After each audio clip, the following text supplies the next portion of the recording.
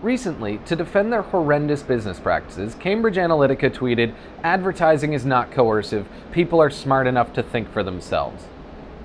And there are a number of things wrong with that statement, not the least of which that the statement itself is meant to change your mind in their favor. But when I first read it, all I could think of was university. There was this time I was watching TV with a friend of mine and these commercials came on. The first was for pizza, the second was for cars, I think, and the third was for this local lawyer named The Hammer. And by the time The Hammer had laid down his angry gavel, my friend turned to me and said, "Man, I could really go for a pizza." Today's episode is not about Cambridge Analytica. It's not about pizza. It's about advertising. It's about my personal demons. And perhaps more than that, it's about how I pay for all of this.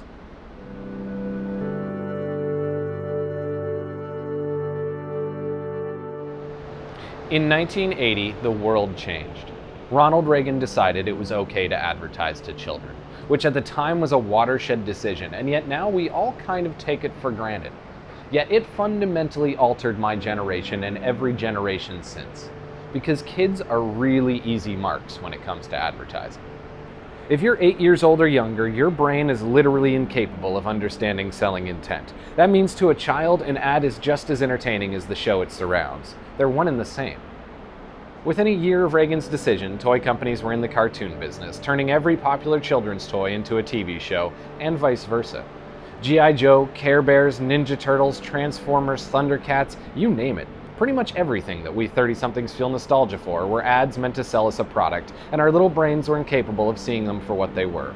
25 years later, and my generation is posting He-Man memes in their Thundercats shirt while the Lego movie plays in the background. We pine for the commercials of our youth. If your parents didn't buy you the right toys, were you really a part of our generation? It's clear that advertising is more than just commerce, especially when viewed in retrospect. Deceptive or not, these TV shows became more than just ways to sell us toys. They became socially relevant art. Art for children, granted, commercial art, granted, but art nevertheless. Today, it would be hard to argue that Reagan's decision wasn't a cultural watershed. It changed all of our childhoods. It introduced us to a form of persuasion that we would be inundated with for the rest of our lives. The average American sees between 500 and 1,000 ads a day, and the ones that stand out are remembered for a lifetime. The more ubiquitous an ad is in our public consciousness, the more likely we'll see it as culture instead of commerce. Burma Shave on Route 66 is an American icon. Here in Santiago de Chile, 2 wine advertisements are national monuments. Like Andy Warhol's Brillo box, they're more than the sum of their commercial parts. They're pop art. Our society is so adapted to advertisements that we accept their surreptitious form of persuasion as a normal part of life. Studies have repeatedly shown that we'll knowingly pick a worse product if we saw it in an advertisement first. We believe drinks are more delicious if we've heard about them in advance. Ads don't just make us buy more, they change how we perceive what we're buying. Propaganda works. We are not the drivers of our own minds, no matter how intelligent we are. And for the most part, this is happening subconsciously. There's little we can do to fight it.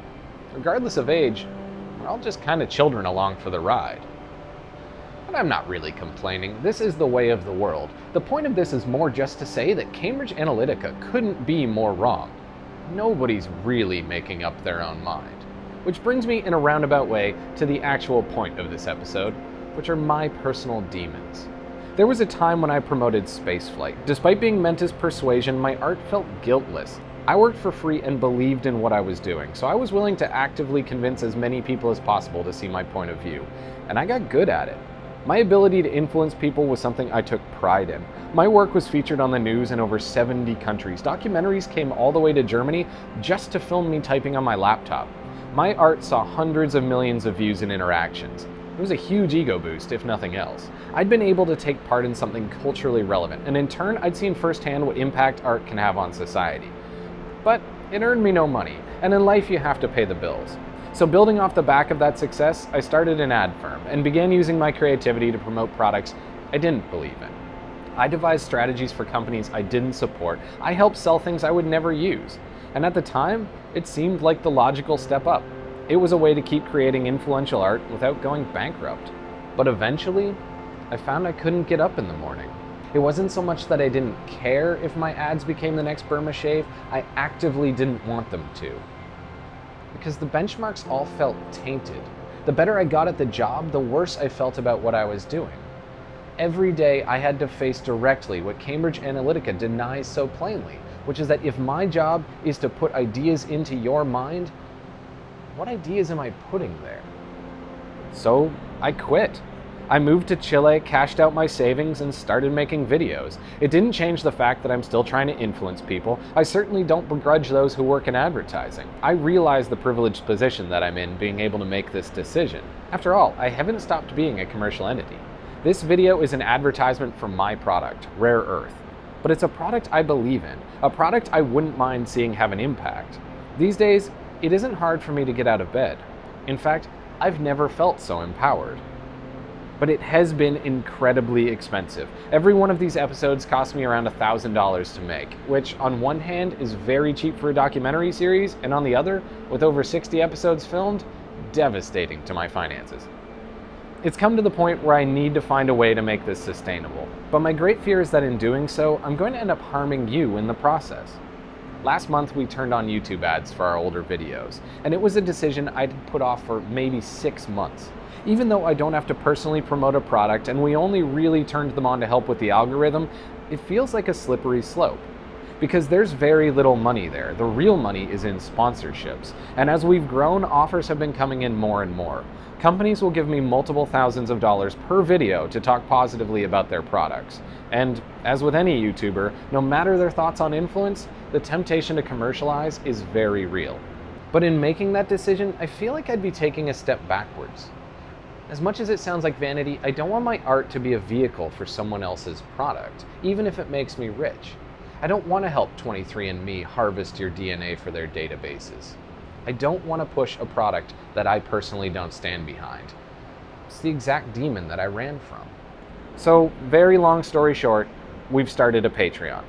I've always been intimidated asking for money, but after dozens of people requested a way to donate, we've decided to give this a try.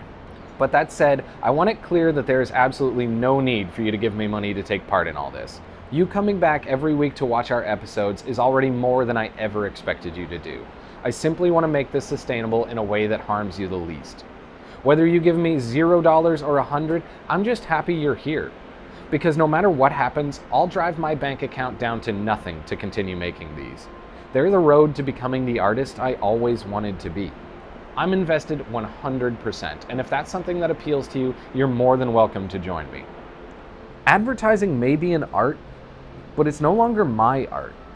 I make Rare Earth, and I'm going to do my best to keep it that way. Don't forget that something doesn't have to be coercive to change your opinion. Research everything you see on YouTube. Never make it easy for someone to make up your mind for you. Because no matter what Cambridge Analytica will tell you, it's hard to think for yourself. This is Rare Earth.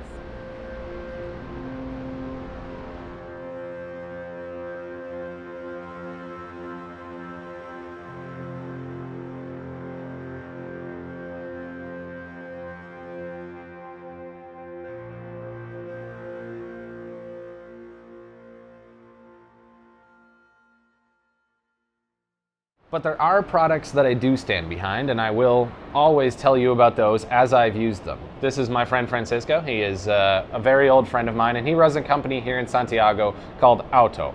Well, I guess we're not in Santiago right now, but we drove here with Auto. It's a car share program. It's very good. The money goes to him. He's a good person. He deserves the money. So you'll see Auto in some of our videos, the little car that we use to drive around Chile. Thank you, Francisco. Great company. Use Auto when you're here. Should I say something? Yeah, something. Perfect. Something. Excellent.